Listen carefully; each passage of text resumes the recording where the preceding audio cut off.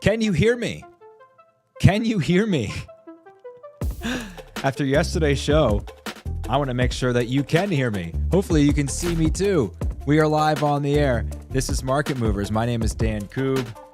I'm being told we're heard loud and clear. That's great after yesterday. Felipe, who joins us, one of our original adopters of Sport Trade. And this is super cool for us, Felipe, because I want this show to be interactive. I want it to be for the Sport Trade users. And you are someone who, like, almost immediately understood the concept. You jumped in head first. You asked, why hasn't this existed? And that's part of the reason why we wanted to have you on today, not only to talk about, how you're using the app, but your experience as well, and sort of how you are interacting with Sport Trade. So first and foremost, welcome to Market Movers. Yeah, thank you. Thank you for having me on. And I think you kind of gave a pretty good description there. I'm a big fan of what Sport Trade is doing. And yeah, I think if you enjoy sports, if you enjoy trading, Sport Trade is the way to go. And I think hopefully people will realize that soon enough. Well, we are going to talk a little World Cup, and we had potential ground-shaking, earth-shattering result in the works a little earlier, where a possibility existed where Spain and Germany were not going to make it out of their group, but cooler heads prevailed. Germany is out of the World Cup. Some people predicted that. Amy Hashem, who was on our World Cup preview, actually did predict that as well. So kudos to her. So it's Japan who wins the group and Spain that gets out of Group E. I'm going to be totally honest here. I'm not super locked into international soccer. If anybody watches this show, you probably know that. So I'll ask you, Felipe, who's from Brazil, should I be surprised? Well, I was certainly surprised. Okay. So I think you can also afford to be surprised. I was fully expecting Germany and Spain to go through, and I think overall today was. I thought that Spain and Germany were both going to take care of business and they were going to go through. Germany had that surprise loss, but I thought they were going to kind of just get past it and figure it out. But now they're out again for the second World Cup in a row, not getting past group stages. So that's kind of intense. And I hope no one had money on them at the start of the World Cup. I think they were trading at like 8. Yeah. Now it's at 0. So yeah. Greg, who runs our social media account, saying he's still sweating from the World Cup finishes. I am perspiring as well, probably for a different reason. It's hot under these lights. As a Brazil fan, I'm happy it helps out a little bit in the draw for potential quarterfinals for us. So. I'll definitely want to come back to a lot of our World Cup discussion with you, Felipe. And one of the reasons that we love you at Sport Trade is you're super interactive in the YouTube chat too during the show. So you had said you had some friends who are watching today. Make sure you hop into the group chat and we'll read your comments and your insults to your friend Felipe here. We'll get him out live on the air. I do want to back up and just talk some high level real quickly with you if I could. What attracted you to Sport Trade in the first place? You have a finance background. Yeah, so I came to the U.S. I didn't really know much about sports betting, and pretty quickly after I learned about the concept of betting and spreads and money lines and so on, my natural thought was, why is there not a secondary market for this? Because thinking in a financial markets kind of way, it seemed pretty obvious that there just should be another market for it in addition to just betting on the regular lines that you see before the games. There's always someone willing to buy or sell at a given price, and you should be able to make that available for whoever wants to get in or out. And unfortunately, that hasn't been the case in the world of betting. And I think that, you know, Sporttrade is kind of taking that step and making it accessible to every bettor that wants to get in on it. And you don't have to be someone who wants to buy and cash out before the end of the game. Just having that option is, as finance people know, is very valuable. So there's no reason not to do it. We like to say here that, you know, winning and losing is an antiquated convention in sports betting. And I think that's a great point you just made, right? You can approach Sporttrade as if you were trading at a sports book. You just have the option of buying and selling. And that freedom, that latitude to do that is really, in my opinion, what separates us from other models. We had a chance to chat a couple weeks ago at a tailgate for the New York Giants. Now, noted Philadelphia sports fan here, was just ensconced in enemy territory the entire time. But I did enjoy our conversation. And you said when you did come to America, you were surprised that this didn't already exist, right? Yeah, I thought, I mean, it seemed like just the obvious next step almost. You know, anybody that kind of knows how financial markets work, you know that you can't just buy stocks one time from a company when they do an IPO or a follow-on, right? You can just resell it to people at any time, basically. And that makes it better, but it makes it more efficient. You can allocate resources more efficiently for people who want to buy in or sell at any given time. And my thought with sports betting was, hey, we should just be able to do the same thing. You know, there's no reason to stay in this antiquated way of doing things where you have to just buy it from a book and kind of hold until the bet settles, or worse, you try to sell and they're giving you a terrible price. So one of the things that I think is really interesting, we'll hop back into our World Cup discussion here, and we'll show the futures market on our phone. The three-way market is not something that you can really take advantage of on a sports book or anything like that, because you really don't have the option to sell, short, or trade against a team doing something. And we had talked about this again at this Giants tailgate. You know, the opportunity to look at a three-way market and say, you know, I understand that scoring is low. I understand a matchup. You know, these two teams, we'll just say like Spain and Netherlands, whatever. I don't know their styles. As I mentioned, not exactly locked in. But let's say you have a hunch that these two teams are going to draw. You could conceivably sell. Let's say Spain is trading at 70. You could sell them or short them for only $30 to win 70. And because there are three possible outcomes, that is actually a great trade and not something that's available elsewhere. So how have you utilized that experience? And if so, what has it been like? Yeah, I think it's great because, for example, I mentioned a couple of days ago in the US-Iran game, I didn't think that Iran was going to win that game because even a draw would have been enough for them. So, you know, if they're holding on 0-0 or whatever the score may be, they'll find a way to just hold on. There's no reason for them to attack it. So short Iran, I think, you know, it was a good bet. You would have won if you took the US as well, but either way, I think that was kind of the safer play. And this is something that I've kind of gone, you know, on other books before, where you're kind of trying to figure out how to do that. And there is a way to eventually bet something that is equivalent, but you're going to have to take, you know, 2 or 3 different legs and kind of check them all at once. And again, if there's something happening that you want to cash out, you're not going to be able to. Or if you are, you're only going to be able to cash out one side of it, and it's going to make it so much more complicated. So I think having the opportunity to short means that you can, you know, bet against something that you think is going to go down, and then you can win on that. And I think for the futures, as I see you pulling up that screen, I think that also works well. You know, if you think that Spain, they just barely got through their group, you're not really buying their chances, you can just go and sell their contract to win it all, instead of just another book. You might have to buy every other single team that is going to win it. It's probably not going to work.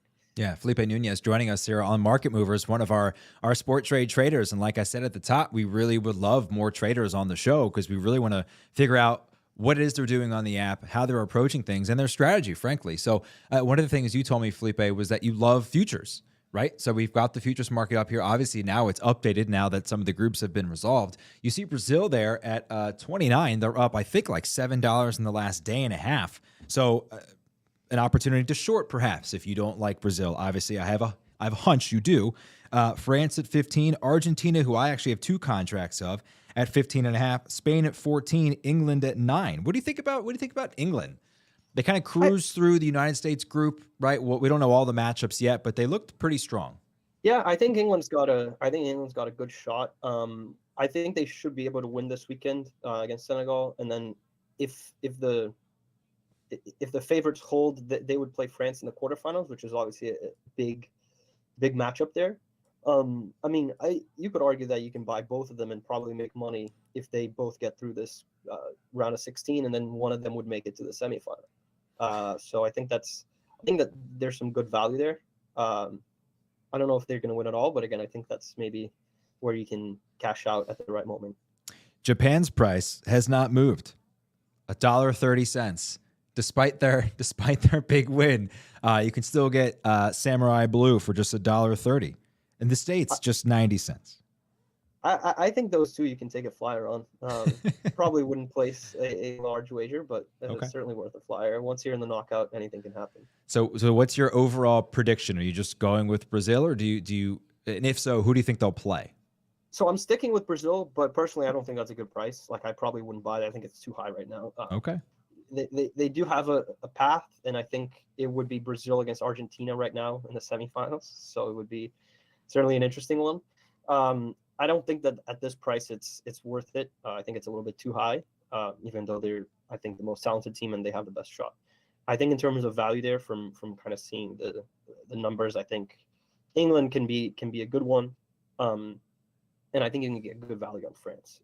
I think that they're going to be the favorites on that side of the bracket, let's say. And you know, if they make the final, you're certainly going to get a better price than 14, 15, regardless of who they play. We'll switch gears a little bit here. Unfortunately, and you know what, this is my fault. Hand up.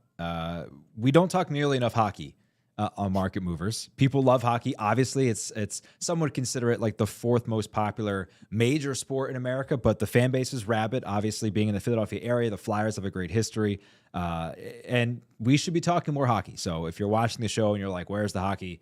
That's my fault. But you love trading on hockey. So Yeah. let's hop into it. What about hockey do you like trading on? Yeah, so I mean, I guess my interest for hockey starts just because I grew up watching soccer, and it's pretty similar, just faster and on ice. So That's you know, true. it's easy to get to, and it's a fun sport to watch. You can't For really me, use your hands either. So yeah. So for me, the thing that I like to do with hockey, and in addition to I guess we'll talk about futures in a little bit, but the yeah, thing I like to do with hockey is, you know, there's an interesting quirk of the game that not a lot of people think about, but that's, you know, at the end of the game, if you're down by one, you're gonna pull your goalie basically every single time. There's no scenario in which you would let's hold and just lose by one. And so Okay, the just empty let net me hop in goals, real fast. So you're setting up a betting angle right now. You're setting up a trading angle. So let me set this up for folks. So you told me that you have not a surefire way, but you do have a method of trading puck lines that are specific to -1.5 and +1.5. Clean that up for me. yeah, I usually do it on the -1.5. Okay. I think the +1.5, usually there's not much value to find on it. I like doing it on the -1.5 because what you can do is, and I think with Sport Trade you can do this even better than you would on a traditional book, is unless the team ends up winning in overtime, you're pretty much always going to be alive for that bet, right? So if the game is tied with 5 minutes to go, and you score with 30 seconds to go, you're going to have 30 seconds of no goalie on the other side where you can score another goal that wasn't really deserved. It was really just a 1 goal game, but you won by 2. So I think you can get a lot of value from that.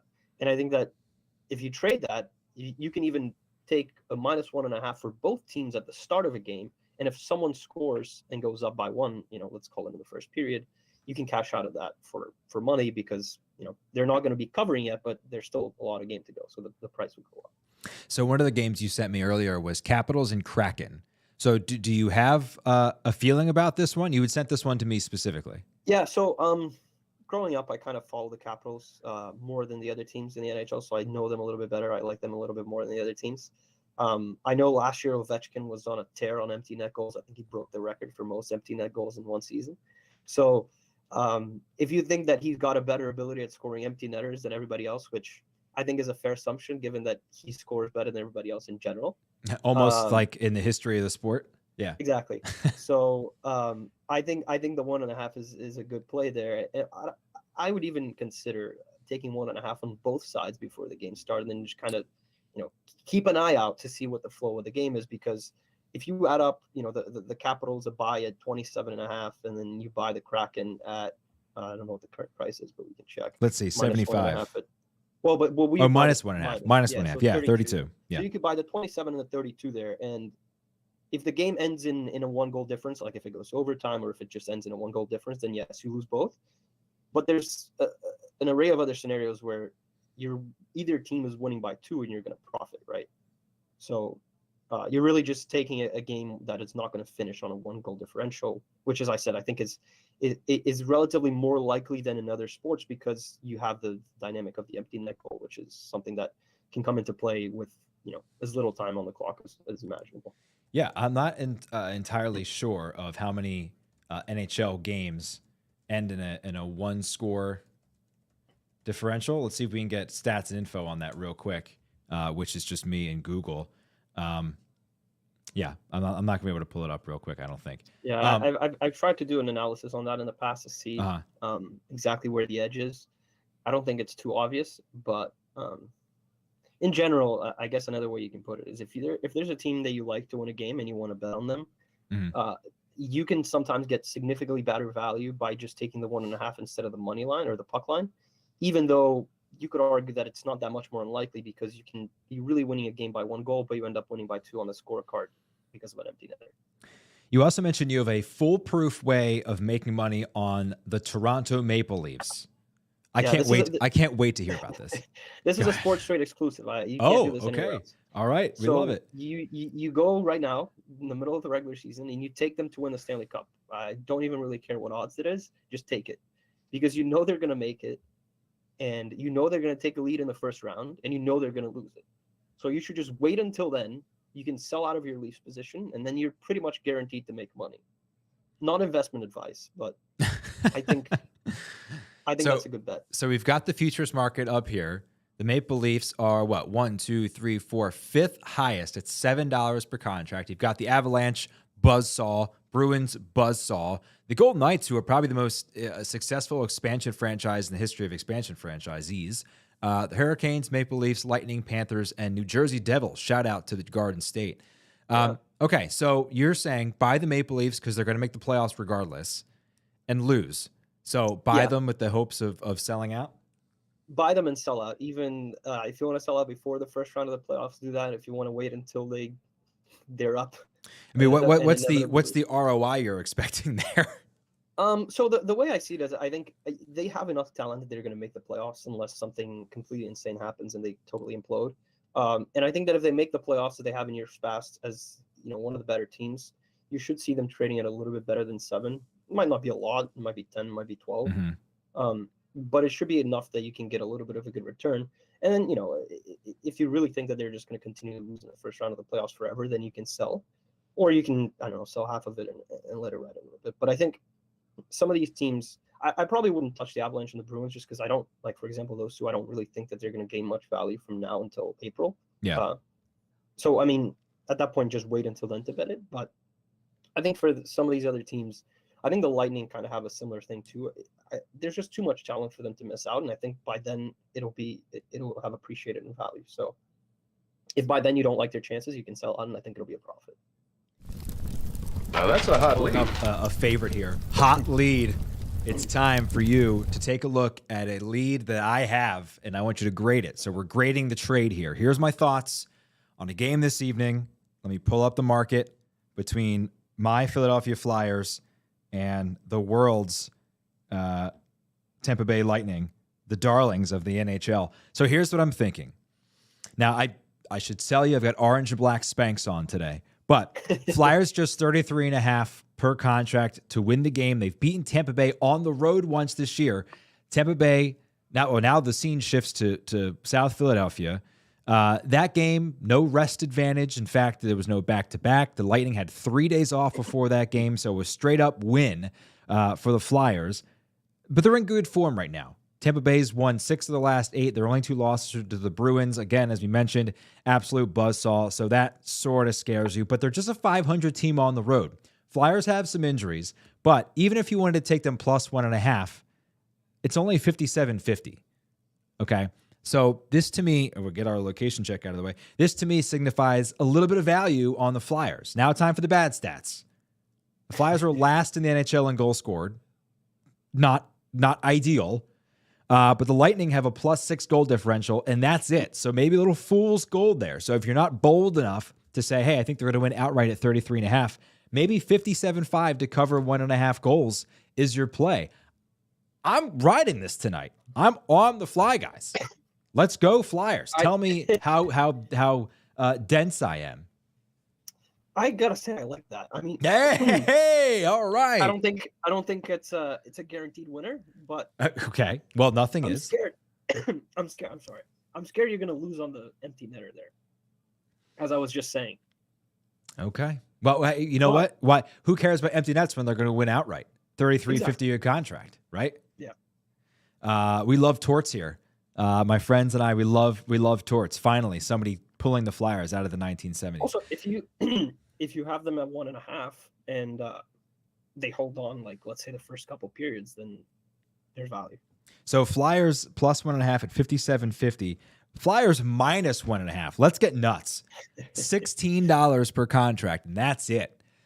Maybe they come out at home, get a quick early goal, and then you just kind of get rid of it. Who knows? Again, this is sport trade. You can buy and sell. I'm a little worried about the over under though. Actually, go ahead. Do you mind if I jump in on that one quick? Please. So there's interesting that like that's basically half the price of them just to win, right? Like let's call it 16 and 32. Right. Which implies like if they do win, there's a 50-50 shot that it's by 1 versus 2 or more. Good point. Which I don't know. I mean, for maybe some smarter people out there, they can do the math, but if they think it's worth it. I'm a communications major, not a math major. If that tells you anything about my math skills, which tells you why am I hosting this show? I'm not entirely certain. The total makes me a little nervous. It's 5.5. The Lightning NHL in general is scoring more goals than they have since like the mid 1990s. 5.5 implies to me that they think this is like a 4-2 Lightning win, most likely. And that doesn't make me feel warm and giggly inside, but we will see. I totally plan on trading on my Flyers tonight instead of watching Thursday Night Football, which serves as a perfect transition to Thursday Night Football, a game against the Bills and the Patriots, which has the Bills trading at $64 per contract, the Patriots $36.50. The spread is 4.5 points on Sport Trade. The Bills are $48 per contract to cover that. The Pats $54 per contract to cover 4.5 points, and a 43.5 point total, rather. $52 to the over, $50 to the under. Now, weather expected to be a little dicey in Foxborough tonight. They're expecting sustained winds of 13 miles per hour with gusts as high as 23 miles per hour. So maybe affects the kicking game a little bit here, Felipe. And the cold weather, Josh Allen, historically, when it gets colder, hasn't been throwing the ball as effectively. It also has a UCL injury. So he's been missing on some shorter throws. The accuracy has taken a bit of a dip. So I think if you were curious about what this game may end up turning into, it could be a low-scoring affair. But again, that's kind of baked into the total here, 43.5. We'll pull the entire market back up. Do you have any thoughts about that? On the over-under, I don't think as much. I don't know. It just seems like a tough one to judge. Yeah. I think I like the Patriots, though. I think, at home, I don't know.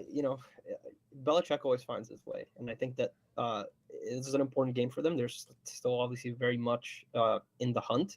And I think that losing last week on Thanksgiving against the Vikings was a big blow in a game that you could argue they should have won against one of the best teams in the NFC. And this is a really important one if they want to stay alive and stay in the hunt. I think that they'll show up at home, the crowd, they'll find a way. New England 26th in offensive DVOA with Mac Jones at quarterback. Buffalo 3rd in DVOA defensively overall. I think Mac Jones is completely overwhelmed, even though they're playing at home. And the last several times these two teams have played, let me pull up the series real quick. Buffalo has absolutely dominated them, including a massive playoff win a season ago in which they completely embarrassed Bill Belichick. This isn't like a typical short Thursday game, right? Because both teams played on Thanksgiving. So both teams have had a week to prepare. So like the short turnaround angle on Bill Belichick, I don't think applies here. For me, 64.5 isn't a ton of value on a team I already think is going to win. So I'm probably going to sit this one out. If you're looking at 4.5, it's kind of a weird number. A lot of places have it at 5.5, which I just wouldn't touch ever. 4.5 is just sort of a strange number for me. To me, it's not attractive. And if you were to go to the other side and say, well, what about Patriots plus 4.5? I feel the same exact way. I don't have a great feel for it. So I think in general, I'm just sort of sitting and enjoying this one as a fan. Yeah, I think that's what I'm going to do too. But if I had to pick, since I'm on the show, sure. I'll say Patriots. You don't have to pick. I'm not picking. Responsible trading here is the name of the game. And they're like, you can't go on the show and not give out a pick. So, well, you gave out a Toronto Maple Leafs futures contract. You gave out a pick here in the NFL. Let's pull back the U.S. and Netherlands just so we can talk about that before we go. Here's the pricing on Sporttrade. Now, this is to clarify. A result, right? We're going to have a result market and a two advanced market. The advanced market means literally who won the match, who's moving on. The result is in regulation time. So the U.S. is trading at 22 minutes to win in regulation. The Netherlands 49.5, a draw at 29.5. Goal line here, as it has been for most games that we've seen throughout the World Cup, 1.5. The U.S. at 77, the Netherlands at 23.5, and 2.5 is the total. 40.5 to the over and 60 to the under. So looks like the market, Felipe, is expecting a possession-filled game here with perhaps not so many chances. Yeah, I think knockout maybe teams will be a little bit more conservative. Looking at those prices, I like shorting the Netherlands to win just in regulation. So I would like shorting that 49.5. I think. If they win in penalty kicks or something, you can still make money, right? You still would have won that trade. And if the U.S. finds a way, you also win. So it's worth a shot. So we'll sharpen these markets up as we get closer to when the game begins. But right now, to advance, we have Netherlands at 52.5, and we have the United States selling at 47.5. So like I mentioned, those markets are going to get cleaned up and tighter as we approach. Yeah, we also have to see if Pulisic going to play, right? So exactly.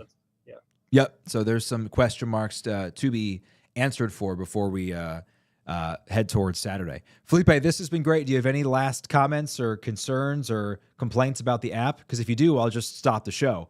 But if you have anything flowery to say, we'd love to hear it. No, the app is great. Everyone should join it. And again, even if you're not a trader or a financial markets person, join in, play around, and I'm sure you'll see that it is better than anything else. Felipe, thank you so much for joining us, my man. We look forward to continually talking with you and trading with you. That is a wrap for this week on Market Movers. If I can find the right button here again. When you produce the show and punch all the buttons, sometimes they're hard to find. There it is. We found it. Felipe, again, thank you. Thanks to everybody watching. We are no show tomorrow, but we're back on Monday, as we are every Monday, with ESPN's Anita Marks, talking about a weekend that was in World Cup, in football, and everything else. We'll catch you then.